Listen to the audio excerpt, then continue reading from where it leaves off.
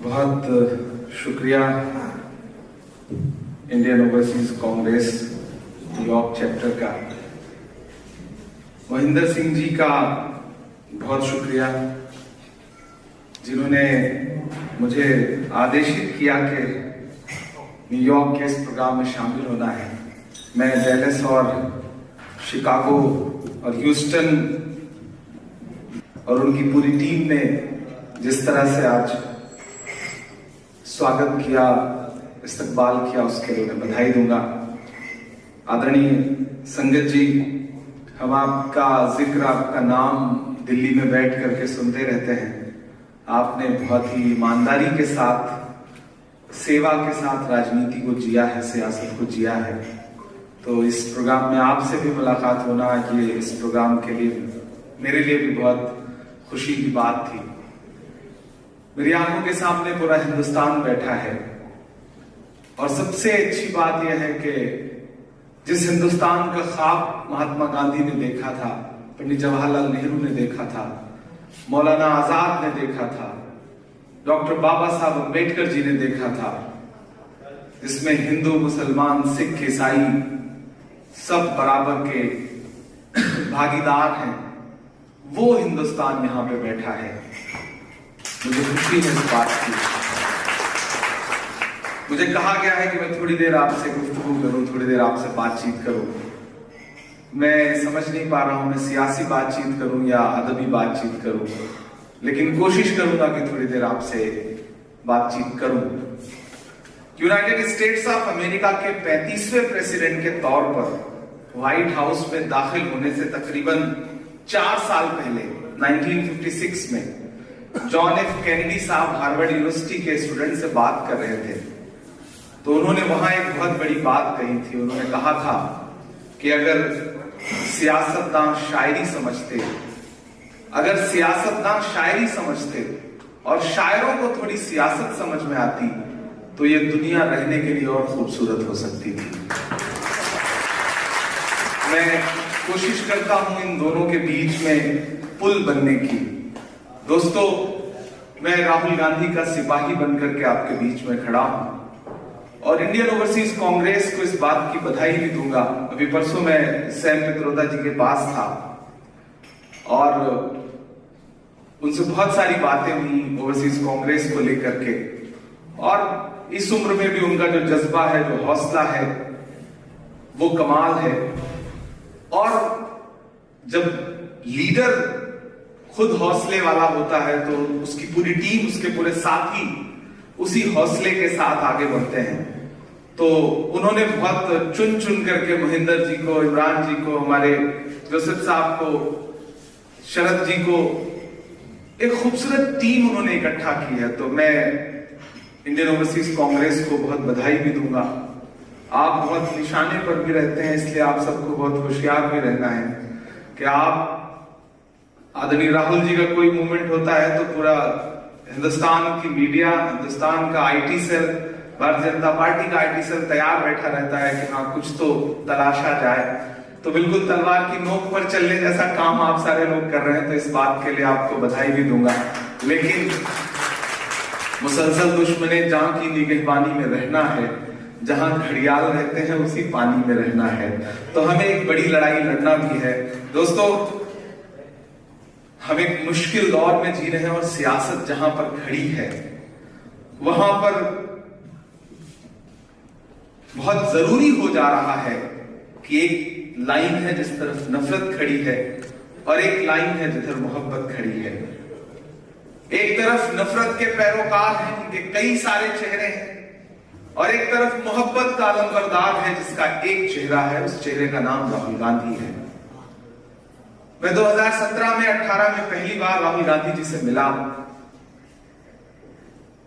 एक चीज यहां कबूल करता हूं कि किसी भी कलम से जुड़े हुए इंसान के लिए, किसी भी आर्ट से जुड़े हुए इंसान के लिए किसी को नेता मानना बड़ा मुश्किल काम होता है। अगर किसी में कोई आर्ट है, किसी भी फील्ड का है वो, तो वो जल्दी किसी को नेता नहीं मान पाता।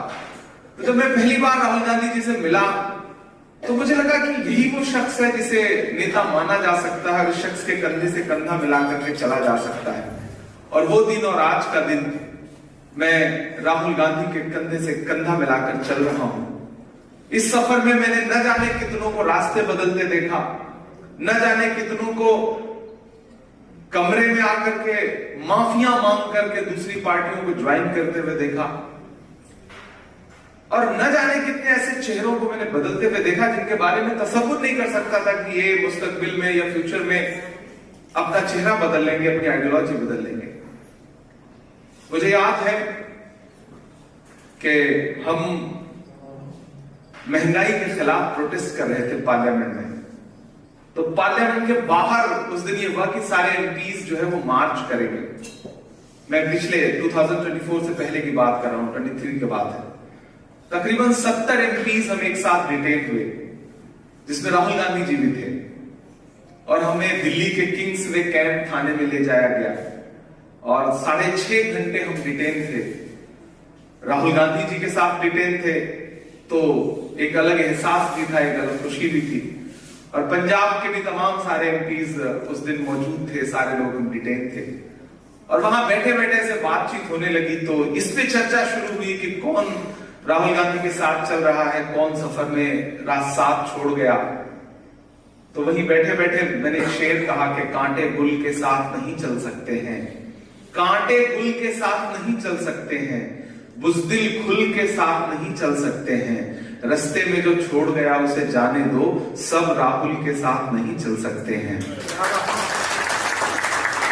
इस लड़ाई में हम सारे लोग राहुल गांधी जी के साथ खड़े हैं, और मुझे खुशी है कि आप 7 समंदर पार परदेश में बैठकर भी वतन की मोहब्बत में, हिंदुस्तान की मोहब्बत में, हिंदुस्तान की मिट्टी की मोहब्बत में, और वहां जो कुछ घट रहा है उस पर जितना आपका दिल धड़कता है, शायद हिंदुस्तान में बैठे हुए शख्स का दिल भी उतना जल्दी न रिएक्ट करता हो, न धड़कता हो, जितना आप यहाँ इतना हजारों किलोमीटर दूर बैठ करके आपका दिल धड़कता है। जबकि रात और दिन का फर्क जो है वो इतना गहरा है। मैं तो कभी कभी यहाँ सो के उठता हूँ, जब से आया हूँ तो एहसास नहीं होता। मैं घर पे फोन मिला देता हूँ अम्मी को, अब्बू को, तो पता चलता है वो सो रहे होते हैं, और तब मुझे याद आता है कि वहां तो बिल्कुल 12-13 घंटे का फर्क है। ऐसे में भी आपने वो सारे फर्क मिटा करके हिंदुस्तान की मोहब्बत में, वहां की मिट्टी की मोहब्बत में, अपने अंदर आपने एक हिंदुस्तान बसा रखा है जो यहाँ पे धड़क रहा है। और मैं आज आया तो महेंद्र जी ने जब मुझे बताया कि हम पहलगाम के जो हमारे जो मासूम, हमारे जो निर्दोष भाई शहीद हुए हैं, जो मारे गए हैं, उनके लिए पहले 2 मिनट का मौन रखेंगे, श्रद्धांजलि देंगे, उसके बाद इस कार्यक्रम को शुरू करेंगे। तो मुझे लगा कि ये सबसे अच्छा प्लेटफॉर्म है, सबसे जरूरी मंच है जहां से खड़े होकर के बात की जा सकती है। जिस दिन से वो हादसा घटा है, मैं तो पूरे देश में, दुनिया में जाके ये कह रहा हूं कि अमन का क्यों कोई पैगाम नहीं जाता है, अमन का क्यों कोई पैगाम नहीं जाता है, नफरतों पर कोई इल्जाम नहीं जाता है, आंख मूंदूं तो वही खून ज़दा मंजर है, मेरी आंखों से पहलगाम नहीं जाता है, मेरी आंखों से पहलगाम नहीं जाता है।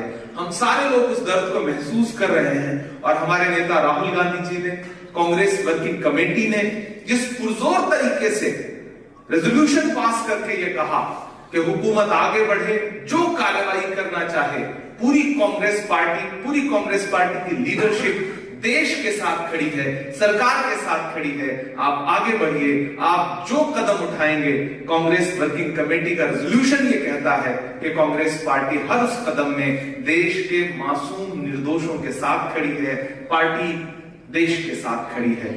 हम सारे लोग उस दर्द को महसूस कर रहे हैं, और यहां हजारों किलोमीटर दूर से उन्हें श्रद्धांजलि अर्पित करते हैं, खराजे अकीदत पेश करते हैं, और आपसे थोड़ी देर गुफ्तगू करने की कोशिश करता हूं। दोस्तों, एक मुश्किल वक्त है, हम एक ऐसे दौर में जी रहे हैं जब तमाम संस्थाओं ने या तो सरेंडर कर दिया है, और उसमें सबसे महत्वपूर्ण जो एक भूमिका होनी थी मीडिया की, उस संस्थान ने जिस शिद्दत से अपने आप को आत्मसमर्पित किया है, वो न सिर्फ शर्मनाक है बल्कि लोकतंत्र को हर दिन कमजोर भी कर रहा है।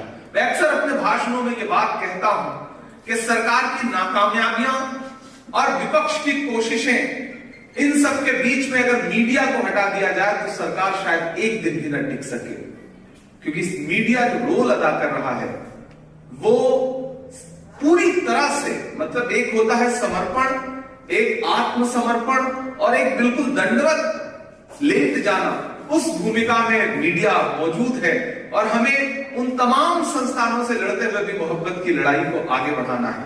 और चूंकि राहुल जी जो काम कर रहे हैं, मैं लगातार राहुल जी के बारे में, अभी आपको याद होगा एक वीडियो वायरल हो रहा है जब पिछले दिनों देश के हाकिम ने कुछ मीडिया के अपने साथियों के साथ बैठ करके पूछा था कि कौन राहुल। वो एक जुमला है जो पूरे दुनिया में, देश में सोशल प्लेटफॉर्म पे वायरल है। उन्होंने पूछा था कि कौन राहुल, तो मैं तो सोचता हूं कि मैं उन्हें बताऊं कि वही राहुल जिल्ले इलाही जिसने 2016 में जब आप नोटबंदी कर रहे थे तो ये कहा था कि अर्थव्यवस्था बर्बाद हो जाएगी और बर्बाद हुई।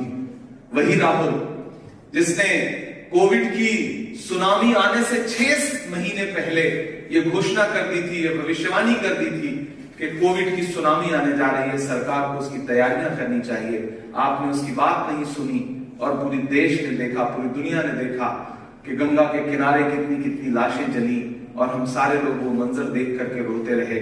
दिल्ली से लेकर के बिहार की सड़कों पर न जाने कितने पांव के छाले उस जमीन को अपने लहू से लाल करते रहे और सारे लोग बेबस होकर के देखते रहे।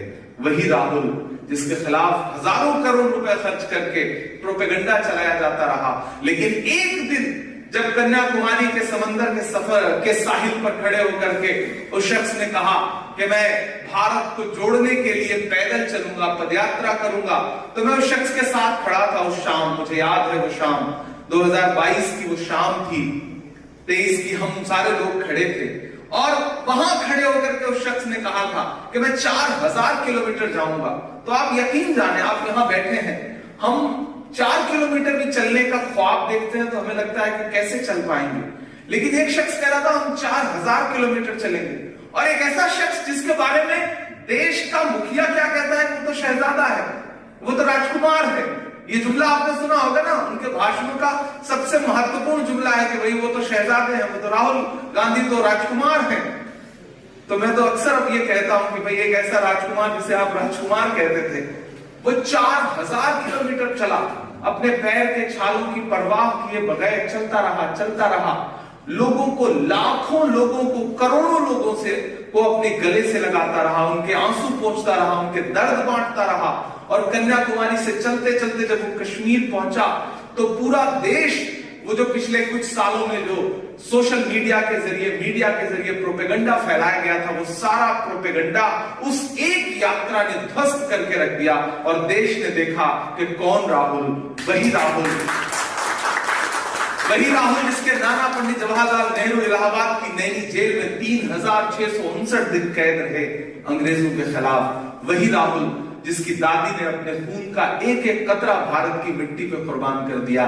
वही राहुल जिसके पिता ने देश को कंप्यूटर जैसी चीज देकर के आधुनिक बनाने की जद्दोजहद की और एक दिन नया देश बनाते बनाते वो खुद देश की मिट्टी पर कुर्बान हो गए। वही राहुल जो इस देश में हम एक सुबह सोकर उठते हैं तो हम देखते हैं कि वो अमेरिका में ट्रक ड्राइवरों के साथ बैठ करके उनके आंसू बांटने की कोशिश कर रहा है। वही राहुल जब हम एक सुबह सो के उठते हैं तो देखते हैं कि हरियाणा में धान के किसानों के साथ पानी में खड़ा होकर के अपना पैंट भिगा करके भी कीचड़ और मिट्टी के साथ किसानों का दर्द समझने की कोशिश कर रहा है। वही राहुल जो एक सुबह हम देखते हैं तो मुखर्जी नगर में यूपीएससी की तैयारी करने वाले बच्चों के बीच में बैठ के उनका दर्द बांटने की कोशिश कर रहा है। वही राहुल जो किसी सुबह सब्जी मंडी में खड़ा है। वही राहुल जो किसी सुबह सुल्तानपुर में जूता सिलने वाले मोची की दुकान पर बैठ करके सारी सिक्योरिटी किनारे रख करके जूता सिल रहा है। वही राहुल जो एक सुबह मणिपुर की बेटियों के आंसू पोंछने के लिए मणिपुर पहुंच रहा है।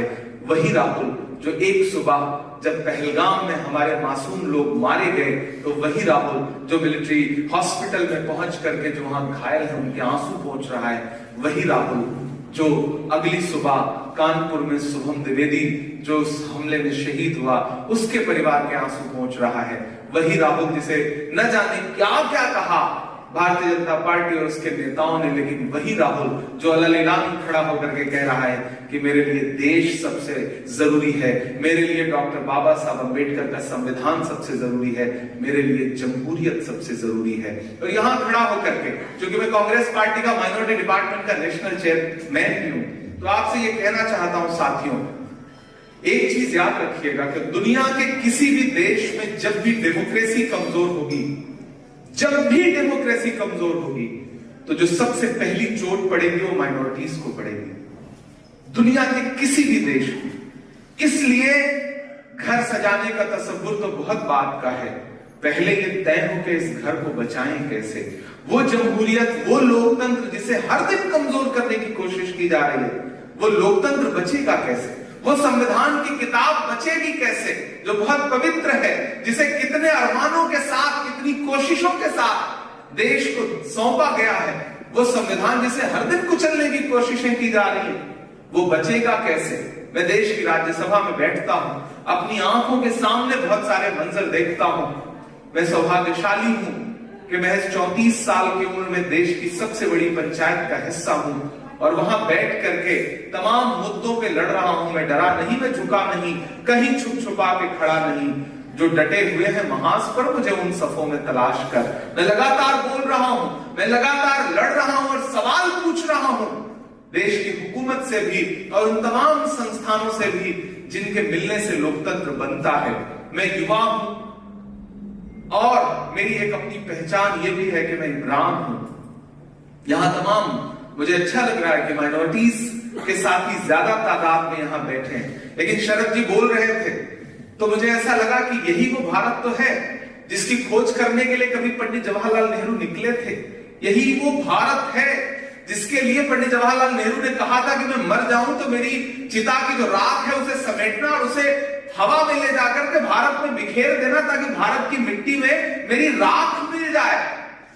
आप सोचिए, आप तसव्वुर, वो आसमां था मगर सर झुका के रहता था। मैं अक्सर ये बात कहता हूं प्रदेश में जाकर के कि हम एक मुश्किल दौर से गुजर रहे हैं। सवाल जब हुकूमतों से पूछे जाने थे तो सवालों की जद पे हम हैं, आप हैं। अब जिनसे सवाल पूछे जाने चाहिए उनसे सवाल नहीं हो रहे, सवाल उनसे होने चाहिए जिन्हें सवाल पूछना था।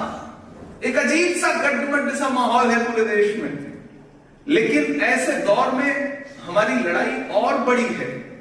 किसी ने कहा है कि जब तक शेर अपनी कहानियां खुद लिखना नहीं सीखेंगे तब तक शिकारी अपनी कहानियों में खुद को महान बताते रहेंगे।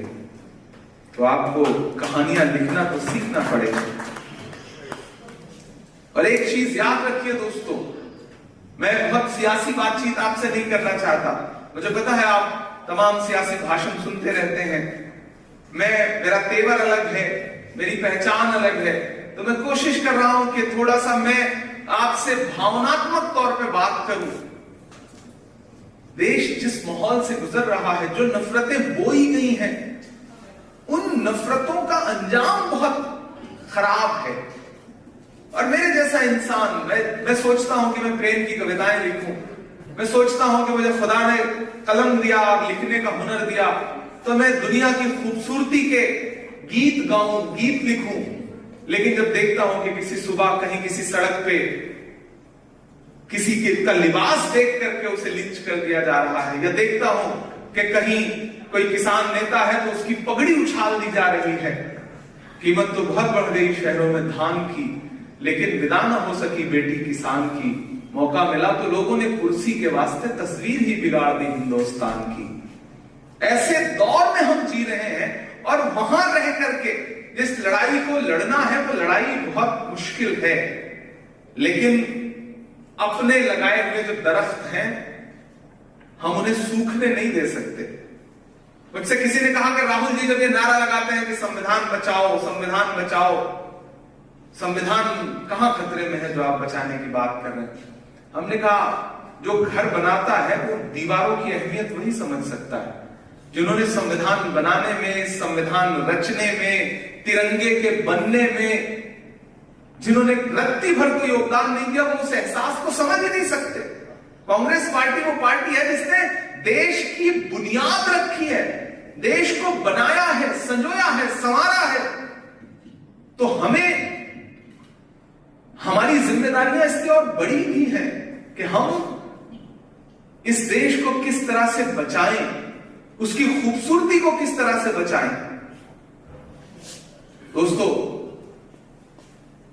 इस बड़ी लड़ाई में आप यकीनन इस मुश्किल जगह रह करके और अपने व्यस्ततम समय में आप सारे लोग या तो बिजनेस कर रहे हैं, जॉब कर रहे हैं, मुझे पता है रिटर्न शायद कुछ ना मिलता हो। मैं अक्सर ये बात कहता हूं कि इस देश में लाखों करोड़ों कार्यकर्ता ऐसे हैं, साथी ऐसे हैं जो निस्वार्थ, कोई स्वार्थ नहीं है, कोई फायदा भी नहीं है शायद, लेकिन सियासत को अपना समय भी दे रहे हैं, अपना पैसा भी दे रहे हैं, अपना जहन भी दे रहे हैं, अपना दिल भी दे रहे हैं। दरअसल आप ही असली ताकत हैं। आप हैं तो बाकी चीजें हैं। मैं अक्सर कहता हूं कि हम मंच पे 2 फीट 3 फीट नीचे बैठ जाते हैं, एक दूसरी अलग तरह की कुर्सी होती है और सामने आप अलग तरह की कुर्सी पे बैठते हैं 3 फीट 4 फीट नीचे। तो इसका यह मतलब नहीं कि हम ऊपर बैठे हुए लोग ज्यादा अहम हैं और सामने बैठे हुए लोग कमतर हैं, ऐसा नहीं है।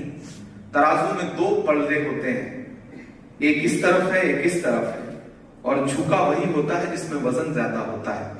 आप ज्यादा वजनदार लोग हैं, आपकी अहमियत ज्यादा है।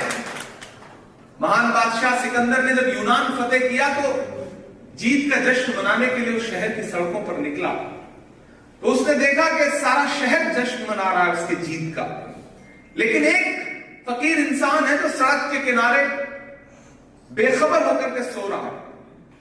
सिकंदर घोड़े से गुजर रहा था, उसकी नजर उस फकीर पर पड़ी तो उसे गुस्सा आ गया।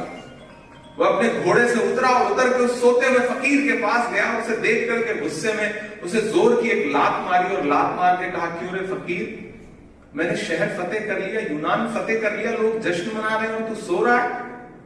तो उस फकीर ने उन्हीं आंखों से सिकंदर की तरफ देखा और देख करके कहा कि मुल्क फतेह करना, शहर फतेह करना बादशाहों का काम है, लेकिन लात मारना गधे का काम है। क्या खुदा की कायनात में इंसानों की इतनी कमी हो गई तो उसने बादशाह एक गधे के हाथ में सौंप दी? लाभ तो पड़ रही है, कभी नोटबंदी की पड़ रही है, कभी जीएसटी की पड़ रही है, कभी महंगाई की पड़ रही है। आप सोचिए, जिन्होंने नारे लगाए कि बहुत हुई महंगाई की मार, नारे लगाए ना, आज सिचुएशन ये है, आज हालात ये है कि कफन पर जीएसटी है। कफन पर चिता की सामग्री में जो धूप बत्ती, अगरबत्ती, कपूर, चंदन, उस पे जीएसटी है और कोई बात करने को तैयार नहीं। कोई खुशबू, उदय प्रताप जी ने कहा कि कोई खुशबू, न कोई फूल, न कोई रौनक, उस पे कांटों की जहालत नहीं देखी जाती। हमने खोली थी इसी बाग में अपनी आंखें, हमसे इस बाग की हालत नहीं देखी जाती। पीड़ा होती है, दर्द होता है, और जब आप सवाल पूछिए तो फिर ये कहा जाएगा कि अच्छा तुम्हारा नाम क्या है? अच्छा तुम तो इमरान हो, तो चलो अपनी वतन परस्ती का सबूत दो पहले। तुम्हारा नाम तो महेंद्र है, तो अच्छा ये बताओ कि तुम कितनी मोहब्बत करते हो देश से। कभी कभी लगता है कि इन बेवकूफियों का क्या जवाब है। हम जिस भारत का सपना लेके देश में पैदा हुए, वो सपना क्या वैसा ही है जिसे देखते हुए 23 साल की उम्र में कोई भगत सिंह फांसी पे लटक जाए? क्या इसी देश के सपने के लिए लटके थे भगत सिंह फांसी पर? क्या इसी सपने के लिए एक इंसान एक धोती में एक लाठी लेकर के पूरी दुनिया में फैली हुई अंग्रेजी हुकूमत को घुटनों पे ला देता है? क्या इसी सपने के लिए, क्या इसी सपने के लिए मौलाना आजाद ने रांची की जेल में रहते हुए न जाने कितनी तहरीरें लिखी? क्या इसी सपने के लिए पंडित जवाहरलाल नेहरू पे आज सवाल खड़ा करता है? पंडित जवाहरलाल नेहरू को हर चीज का जिम्मेदार ठहराने की कोशिशें करने वाले लोग कभी सोचते हैं एक ऐसा राजनेता जिसके बारे में यह है कि कभी मैं आप सबको आमंत्रित करता हूं, मैं चूंकि इलाहाबाद विश्वविद्यालय से हिंदी लिटरेचर का स्टूडेंट रहा हूं, मैंने इलाहाबाद यूनिवर्सिटी से पढ़ाई की है, मैंने संगम के किनारे बैठ के कविताएं लिखी। यहां नजमा अब जी बैठी हुई है, इलाहाबाद से, वैसे इलाहाबाद के एहसास को समझती हैं। आप कभी इलाहाबाद आइए, वहां एक जगह है, इसका नाम है आनंद भवन, एक है स्वराज भवन। आप आइए, 2 इमारतों को देखिए और उन दो इमारतों को देखने के बाद आप देखिए कि वो इमारतें नहीं, वो महल है। और उस महल के अंदर जो क्रॉकरी रखी है, जो कपड़े रखे हैं, जो कुर्सियां रखी हैं, जो मेजें रखी हैं, उनको देखने के बाद आपको एहसास होगा कि पंडित मोतीलाल नेहरू और पंडित जवाहरलाल नेहरू उस समय आजादी से पहले किस हैसियत में रहा करते थे।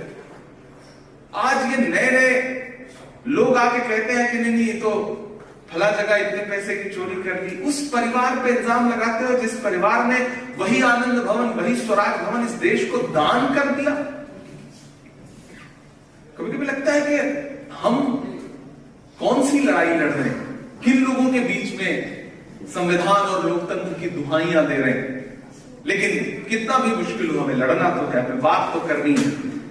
मैं बहुत ज्यादा भाषण दे गया, मुझे ऐसा लग रहा है। मैं कभी कभी हम भावनात्मक हो जाते हैं। मैं राहुल जी के सफर को देख रहा हूं, और जब वो यात्रा पर निकले थे तो मैंने एक कविता लिखी थी, एक शायरी लिखी थी, एक नज्म लिखी थी, वो मैं आपको सुनाता हूं। वही सवाल है ना कि कौन राहुल, तो मैं बताता हूं कौन राहुल। वो चल रहा है, उदास मौसम बदल रहा है, धुएं का पर्वत पिघल रहा है। उदास मौसम बदल रहा है, धुएं का पर्वत पिघल रहा है, दिलों में लावा उबल रहा है। सुबह सुबह जब हुजूम लेकर सफर पर निकले तो यूं लगे हैं कि जैसे सूरज निकल रहा है। वो चल रहा है, वो चल रहा है, वो चल रहा है। वो कह रहा है कि नफरतों से जो दिल है टूटे मैं जोड़ दूंगा। एक नारा, नफरत छोड़ो भारत जोड़ो। एक नारा, नफरत के बाजार में मोहब्बत की दुकान खोलनी है। आप महेंद्र जी महाराष्ट्र भी आए थे भारत जोड़ो यात्रा में। पंजाब तो आपका घर है ही, आप वहां भी शामिल थे। आप सबने देखा, मैं शामिल रहा हूं उनके साथ। 25 किलोमीटर बिना पैर के छालों की परवाह किए बगैर वो शख्स चलता रहा। मेरे नाखून 3-4 बार उखड़े हैं इस सफर में। आप सोचिए उस आदमी के पैरों के छालों का क्या हाल रहा होगा। वो कह रहा है कि नफरतों से जो दिल है टूटे मैं जोड़ दूंगा। वो कह रहा है हर एक दरिया, हर एक तूफान को मोड़ दूंगा। सुनो सितमगर, न समझो डरकर मैं अपने लोगों को छोड़ दूंगा। सितम की गर्दन मरोड़ दूंगा। सितमगरों की हर एक ख्वाहिश, हर एक साजिश कुचल रहा है। वो चल रहा है, वो चल रहा है। और आखिरी पंक्तियां इस नज्म की कि जमाने भर की तमाम माओं ने हाथ उठा के दुआएं दी हैं। तमाम बच्चों ने उस तपस्वी का माथा चूमा, बलाएं ली हैं। जो नफरतों का जहर भरा है वो बन के शंकर निगल रहा है। वो चल रहा है, वो चल रहा है। मोहब्बतों की किताब लेकर, लबों पे अपने गुलाब लेकर, सुनहरे रंगों का ख्वाब लेकर वो आया है इनकलाब लेकर। बलाएं रास्ता बदल रही हैं, बलाएं रास्ता बदल रही हैं, फजाएं खुशबू में ढल रही हैं। ये नफरतों का निजाम बदले, हिकारतों का कलाम बदले। अगर ये रहबर नहीं बदलते तो इस वतन में खुशी की खातिर अब अपना लहजा अवाम बदले। अंधेरे बेचैन दिख रहे हैं, कोई है जो इस अंधेरी शब में मशाल की तरह चल रहा है। वो चल रहा है, वो चल रहा है, वो चल रहा है। और उस चलने वाले इंसान का नाम राहुल गांधी है। और हम सारे लोग उस राहुल गांधी के साथ हैं। मैं अब थोड़ी देर आपको थोड़ी थोड़ी कविता भी सुनाऊंगा, शायरी भी सुनाऊंगा। नहीं आप कहेंगे कि पूरी तरह नेता हो गया है, शायर नहीं रह गया है, तो मैं कोशिश करूंगा कि मैं वो सारी चीजें आपके बीच में आपसे शेयर करता रहूं। खौफ नहीं जिसे मुरझाने का, मैं उस गुल के साथ खड़ा हूं। आप थोड़ी देर अब सियासत से बाहर आ जाइए। और मोबाइलों ने बड़ा जीना आजाद कर दिया है। वो एक महिला थी, उन्होंने कहा कि मोबाइल की वजह से, व्हाट्सएप की वजह से मेरा बच्चा स्कूल नहीं जा पा रहा है। तो पड़ोसी ने पूछा भाई इसमें व्हाट्सएप का क्या कसूर, बच्चा क्यों नहीं स्कूल जा पा रहा है? तो उन्होंने कहा कि एक दिन वो घर से स्कूल के लिए निकला तो उसे पहुंचने में देर हो गई, तो मैं घबरा गई। तो मैंने व्हाट्सएप के ग्रुप में, कम्युनिटी ग्रुप में लिख दिया कि मेरा बच्चा जिसकी फोटो ये है स्कूल नहीं पहुंच पा रहा है, जिसे भी मिले इसे घर पहुंचा देंगे। बोले उस दिन तो वो स्कूल पहुंच गया, उसके बाद से जब भी स्कूल के लिए निकलता है कोई ना कोई उसे लाकर के घर छोड़ जाता है, वो स्कूल ही नहीं पहुंच पा रहा है, तो मैसेज लगातार फॉरवर्ड हो रहा है। तो मोबाइलों ने जिंदगी बड़ी अजाब कर रखी है, सोशल प्लेटफॉर्म ने जिंदगी बड़ी बदल के रख दी है। मैं 4 पंक्तियां पढ़ता हूं, आप थोड़ा शायरी के मूड में आएंगे, थोड़ा सा मुझे लगेगा कि हाँ इंडियन ओवरसीज कांग्रेस के लोग सिर्फ राजनीतिक चीजें नहीं बल्कि कविताएं भी सुनते हैं, शायरी भी सुनते हैं, तो फिर मैं उस रंग तक आने की कोशिश करूंगा। मुझे एक बार ताली बजा करके आप मौका दें। खौफ नहीं जिसे मुरझाने का, हम उस गुल के साथ खड़े हैं। आप सारे लोग, मैं ये पंक्तियां आपकी तरफ से पढ़ रहा हूं, ये मिसरे में आपकी तरफ से पढ़ रहा हूं। कि खौफ नहीं जिसे मुरझाने का, हम उस गुल के साथ खड़े हैं। खौफ नहीं जिसे मुरझाने का, हम उस गुल के साथ खड़े हैं। कैसा भी दौर आए लेकिन हम राहुल के साथ खड़े हैं। कैसा भी दौर आए लेकिन हम राहुल के साथ खड़े हैं। कल भी खुल के साथ खड़े थे, आज भी खुल के साथ खड़े हैं। कैसा भी दौर आए लेकिन हम राहुल के साथ खड़े हैं। बहुत शुक्रिया। ये जरूरी चीज थी जिसे मेरा मन कर रहा था कि मैं सुना दूं। अब एक नज़्म सुनाता हूं कि जख्म पे जख्म खा के निकले हैं। एक दिन पार्लियामेंट में 146 MP, तो मैं बाहर निकला तो मीडिया के लोग खड़े थे, बोले आ गया स्वाद, हो गए सस्पेंड। मजा लेते हैं, तंज करते हैं। तो मैंने कहा कि आज अगर सस्पेंड ना होते और सूची में मेरा नाम ना होता तो मुझे ऐसा लगता कि मैं बुज़दिलों में शुमार हो रहा हूं। सस्पेंड होके निकला हूं तो ऐसा लग रहा है कि मैं बहादुरों में हूं। ये जरूरी था। तो उन्होंने कहा आप शायर हैं, शायरी की भाषा में बताइए। मैंने एक नज्म पढ़ी, वो नज्म हुई, खड़े खड़े नज्म हुई, वो नज्म आपको सुनाता हूं कि जख्म पे जख्म खा के निकले हैं, हाँ मगर मुस्कुरा के निकले हैं।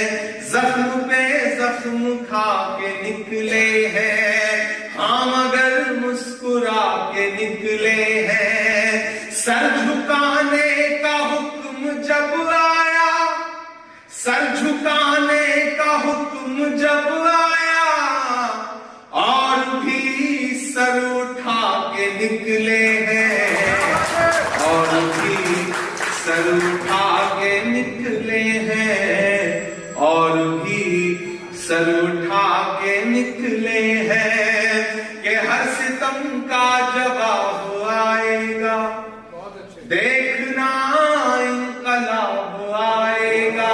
और अगली जो 2 लाइनें हैं वो थोड़ी सियासी हो गई है, लेकिन मैं चाहता हूं कि कोई भी हाथ उस पर खामोश ना रहे। पहुंचाइएगा इन पंक्तियों को वहां जहां पहुंचना चाहिए। कि हर सितम का जवाब आएगा, देखना इनकलाब आएगा। अच्छे दिन का किए थे जो वादा, उनका दिन भी खराब आएगा। सितम का जवाब आएगा, देखना इनकलाब आएगा। अच्छे दिन का किए थे जो वादा, उनका दिन भी खराब आएगा।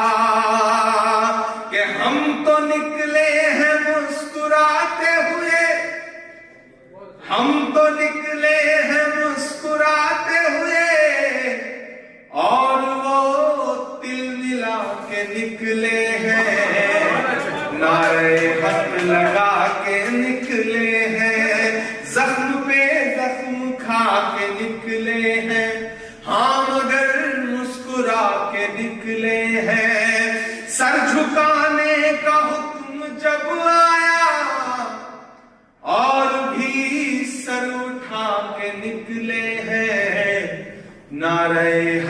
लगा के निकले हैं।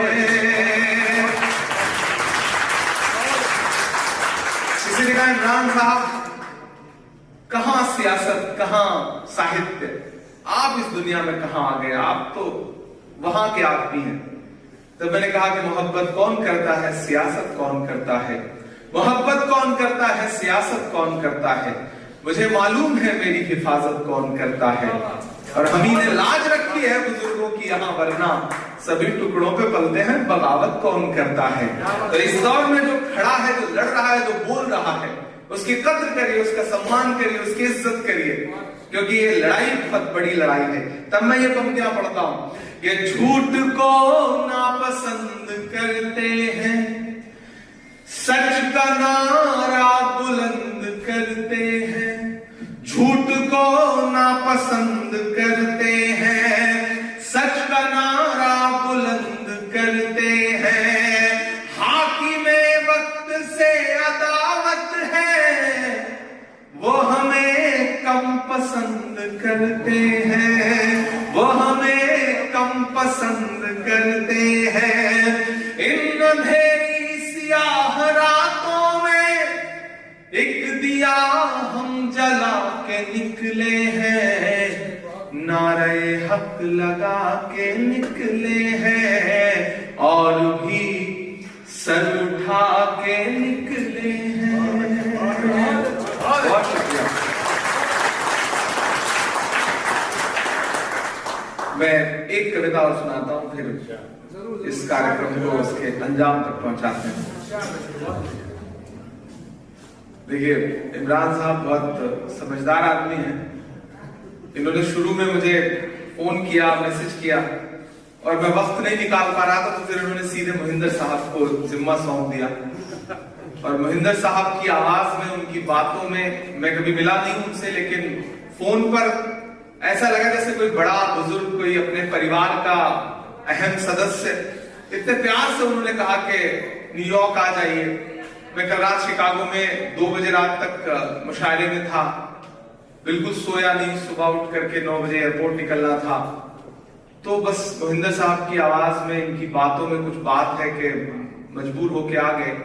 और ये इमरान साहब की चालाकियां थी कि उन्होंने सीधे मोहिंदर साहब का दामन पकड़ा कि नहीं, आपको बुलाना है। होती ही है तेज। हाँ, ये बात है, थोड़े समझदार होते हैं थोड़े। तुम कहते हो तुम्हें बारिशें पसंद है, लेकिन जब होती हैं तो छतरियां खोल लेते हो। तुम कहते हो तुम्हें सूरज पसंद है, लेकिन जब वो चमकता है तो तुम छांव तलाशने लगते हो। तुम कहते हो तुम्हें हवाएं पसंद है, लेकिन जब वो चलती हैं तो तुम खिड़कियां बंद कर लेते हो। मुझे डर लगता है जब तुम कहते हो मुझे तुमसे मोहब्बत है। मैं 4 में से पढ़ता हूं कि चाक है जिगर फिर भी आए हैं रफू करके। मैं शरद जी को सुन रहा था और मुझे लगा कि काश हर देशवासी, हर भारतवासी बस यही सोचने लग जाए कि चाक है जिगर फिर भी आए हैं रफू करके। जाएंगे हकीकत से तुमको रूबरू करके। प्यार की बड़ी इससे और मिसाल क्या होगी। प्यार की बड़ी इससे और मिसाल क्या होगी। हम नमाज पढ़ते हैं गंगा में वजू करके। हम नमाज पढ़ते हैं गंगा में वजू करके। और हजारों किलोमीटर दूर बैठे हुए मेरे तमाम हिंदुस्तानी भाइयों, तुम्हें मदहोश जो कर दे वो जादू साथ लाया हूं। तुम्हें मदहोश जो कर दे वो जादू साथ लाया हूं। तुम्हारे चाहने वालों के आंसू साथ लाया हूं। मेरे परदेसियों, सौगात देने के लिए तुमको मैं अपने गांव की मिट्टी की खुशबू साथ लाया हूं। मैं अपने गांव की मिट्टी की खुशबू साथ लाया हूं। मैं एक छोटी सी कविता आपको और सुनाता हूं, और आप धीरे धीरे शायरी सुनने के, मुझे लगता है कि उस जहनियत की तरफ आ चुके हैं कि अब आपको एक आध नज्म सुनाई जा सकती है। मैं इन दिनों एक नज्म पढ़ रहा है, ट्रेडिशन चला है देश में अरोड़ा जी।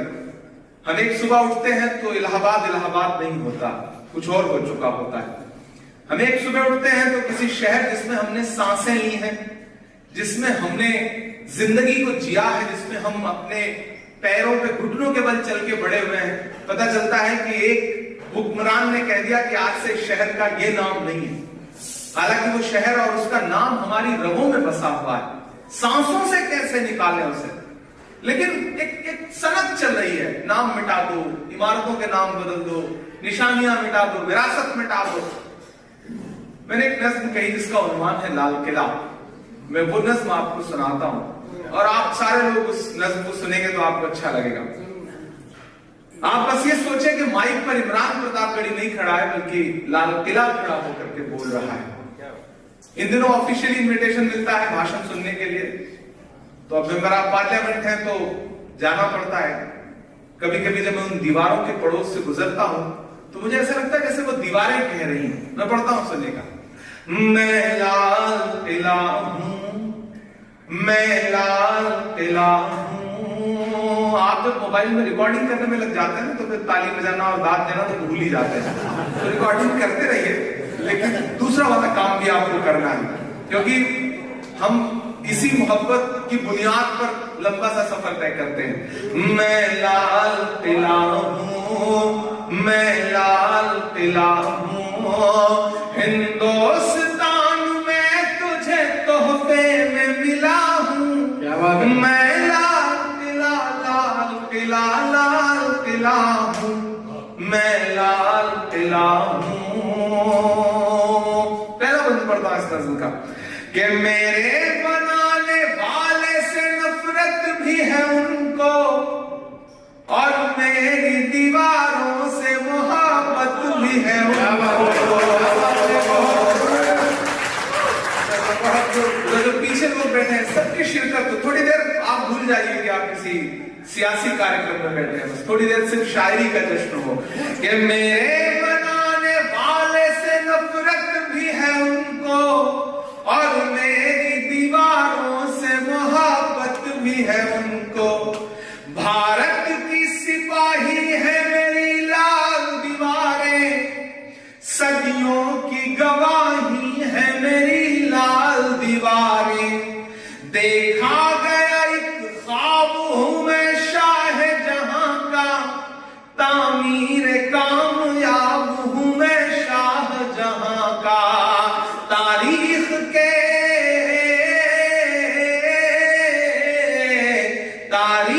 के पन्नों का मैं शिकवा हूं, गिला हूं, मैं लाल किला, लाल किला, लाल किला,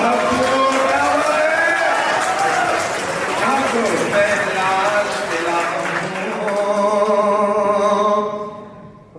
और अब एक बंद पढ़ता हूं, आप मेरे तेवर तक पहुंचिएगा मैं कहां से बोल रहा हूं कि नेहरू के ख्यालों का निगहबान रहा हूं। लाल किला कह रहा है कि नेहरू के ख्यालों का निगहबान रहा हूं, मैं लाल बहादुर का भी अरमान रहा हूं। राजीव अटल सबके हूं अल्फाज समेटे।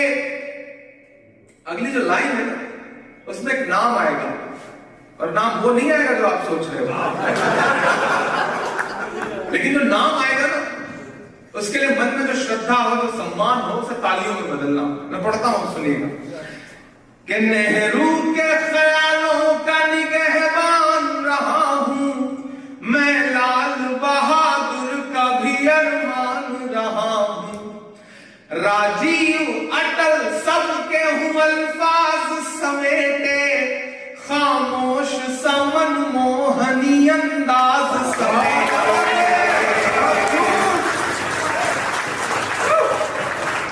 राजीव अटल सबके हूँ अल्फाज समेटे, खामोश समन मोहनी अंदाज समेटे, मैं इंदिरा के जज्बे सा फौलाद रहूंगा। अगली जो लाइन है ना, उसमें शायरी के लिए नहीं बल्कि मेरी हिम्मत के लिए दाद चाहिए कि मैं इंदिरा के जज्बे सा फौलाद रहूंगा, आबाद था आबाद हुआ आबाद।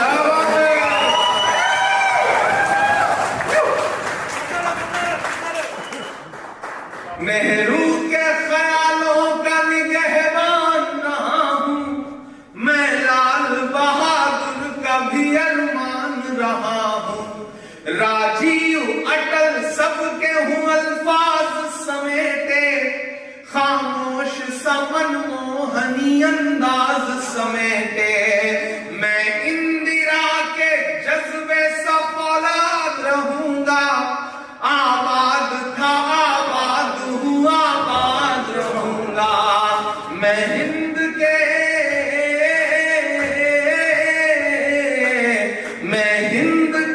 हर शख्स की चाहत का सिला हूं, मैं लाल किला लाल किला लाल किला हूं, मैं लाल किला हूं। आखिरी पंक्तियां बोलता हूं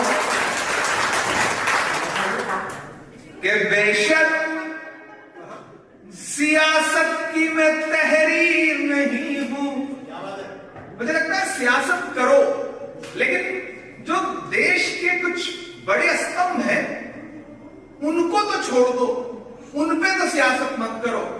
कि बेशर्म सियासत की मैं तहरीर नहीं हूं, सुन ले हुकूमत तेरी जागीर नहीं हूं, नफरत के समंदर में मैं खो ही नहीं सकता, सब कुछ एक जैसा कर दो, एक तरह जिधर जैसा वो चाहते हैं वैसा कर दो।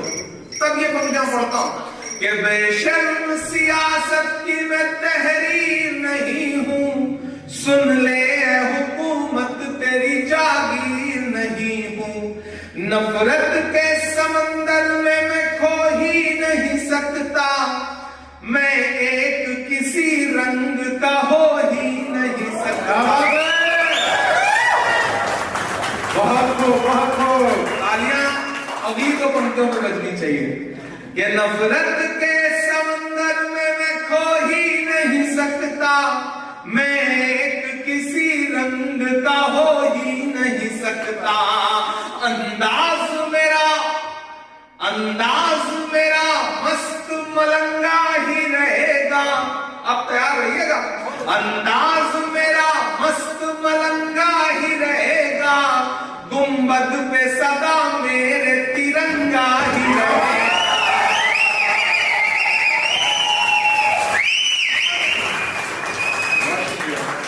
अंदाज मेरा मस्त मलंगा ही रहेगा, गुंबद पे सदा मेरे तिरंगा ही रहेगा, वो फूल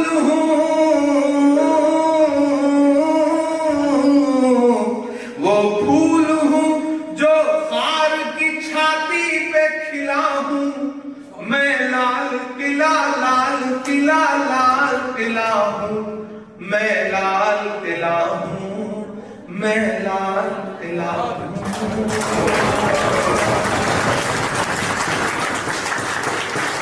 और आखिर में सिर्फ 2 शेर सुना करके सुनाते रहे। अभी लोग अभी मूड में आ रहे हैं, तबीयत बना रहे हैं, पंजाब का आदमी मूड बनाए तो बड़ा समझ में आता है, खतरनाक मामला होता है, उसका मतलब बड़ा खतरनाक होता है। लेकिन आप सबके जज्बे को सलाम। और सच में मैं ऐसा ही भारत, ऐसा ही हिंदुस्तान देखना चाहता हूँ, देश के हर कोने में, देश के हर इलाके में, देश के हर गांव में, जहां किस टेबल पर महेंद्र जी बैठे हैं, शरद जी बैठे हैं, इमरान बैठे हैं, या जोसेफ साहब बैठे हैं, वो कौन, मतलब कौन हिंदू, कौन मुसलमान, कौन सिख, कौन ईसाई, कौन पारसी, कौन बौद्ध, कौन दलित, बस इंसान बैठे हैं, हिंदुस्तानी बैठे हैं, भारतवासी बैठे हैं, किसी का सपना तो देखते हैं।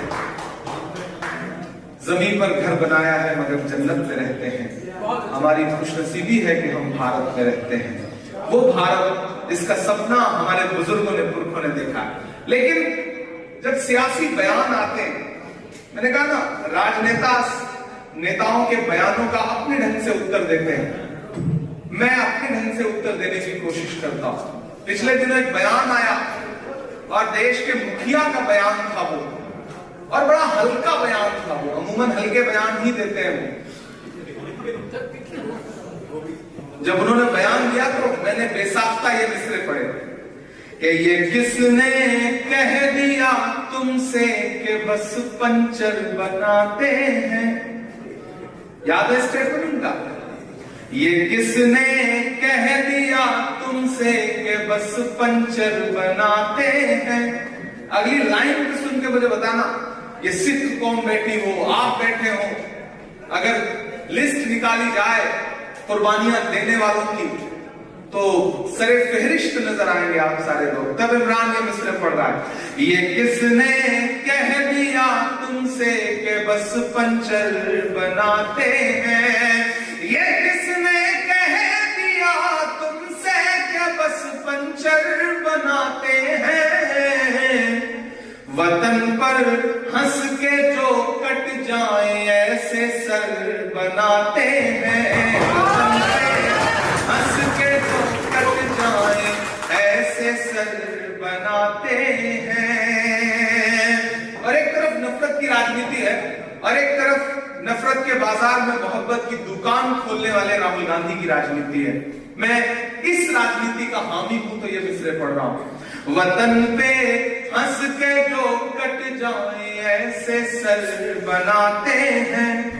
उन्हें बुलडोजरों के बाजुओं पर नाज है लेकिन, उन्हें बुलडोजरों के बाजुओं पे नाज है लेकिन, हमारा फर्ज है हम बेघरों के घर बनाते हैं। हमारा फर्ज है हम बेघरों के घर बनाते हैं। कविता और शायरी इशारे में बात करती है, लेकिन सामने समझदार लोग हो, नहीं मैं तो पानी पिलाने वाला आदमी हूं, पीने वाला।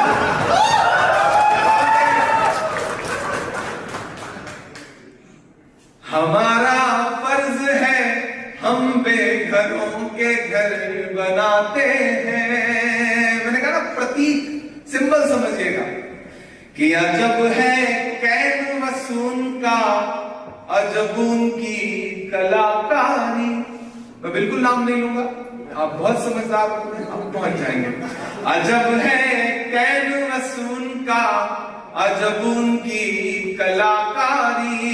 अजब है कैन वसून का, अजब उनकी कलाकारी।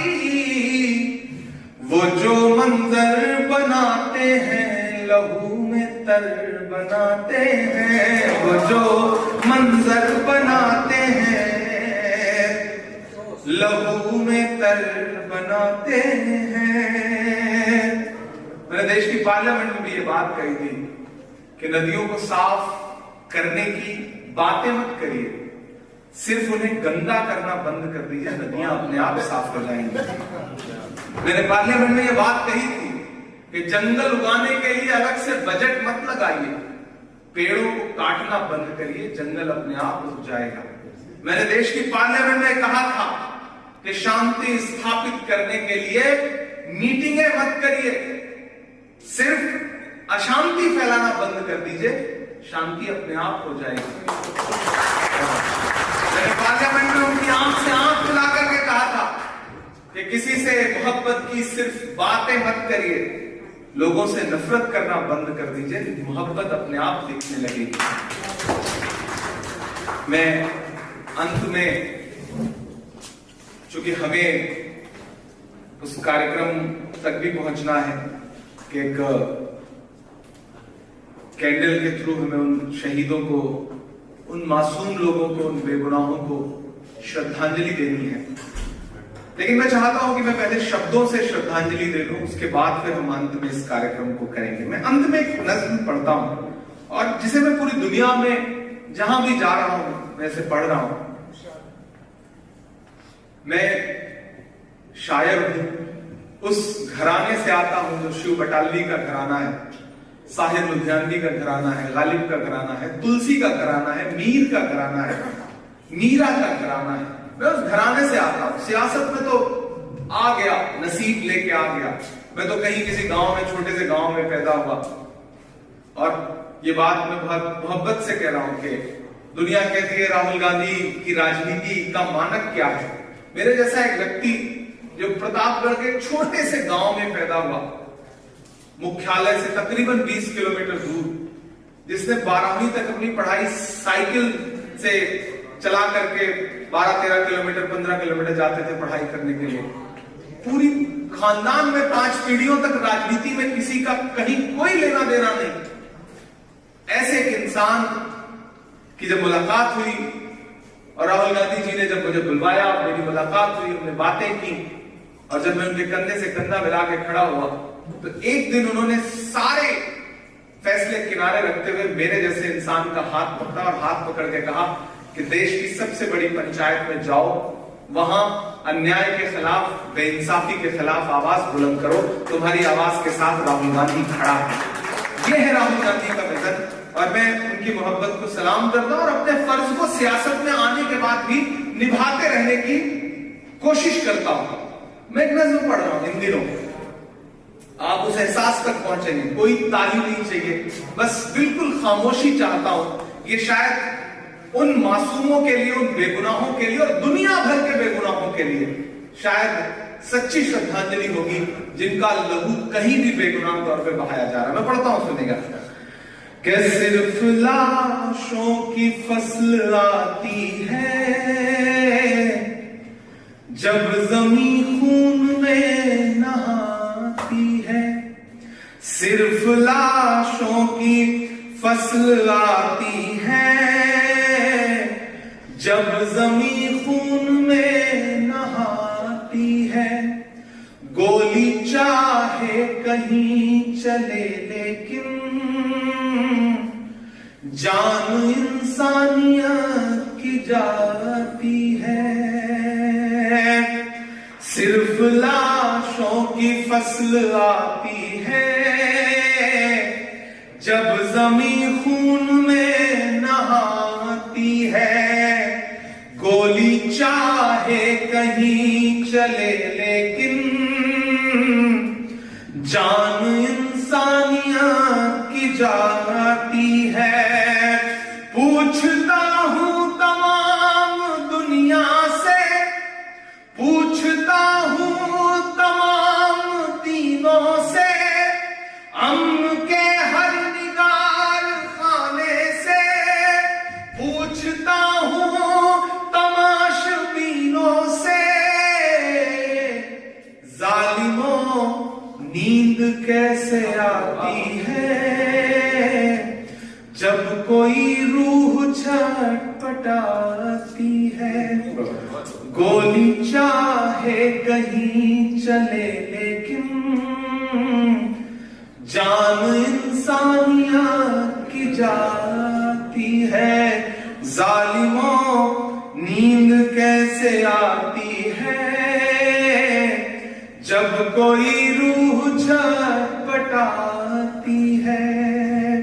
और अंतिम पंक्तियां पढ़ता हूं कि हर तरफ जंग का तमाशा है, हर तरफ मौत है, तबाही है। आज तक ये समझ नहीं पाया जाने क्या मकसद इलाही है। हर तरफ जंग का तमाशा है, हर तरफ मौत है, तबाही है। आज तक ये समझ नहीं पाया जाने क्या मकसद इलाही है। चैन की नींद सो रहे हैं सब, जिंदगी की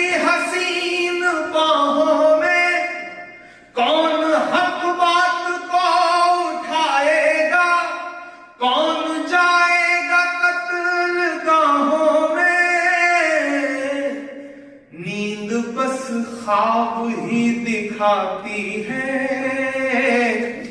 क्या तुम्हें सच में नींद आती है? गोली चाहे कहीं चले लेकिन जान इंसानियत की जाती है। और आखिरी पंक्तियां कि हम कलमकार क्या करें आखिर, सिर्फ आवाज का सहारा है। शायरी में जवाब देते हैं जब किसी ने कहीं पुकारा है। एक हम हैं बिना डरे उनसे, सब छिपे राज खोल देते हैं।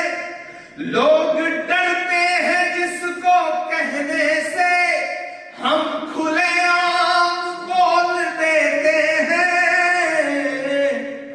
रात जब डर से थरथराती है, चीख भी हौसला बढ़ाती है। क्या बात है, गोली चाहे जहां चले लेकिन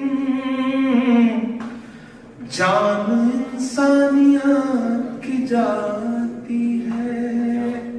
क्या बात है, बहुत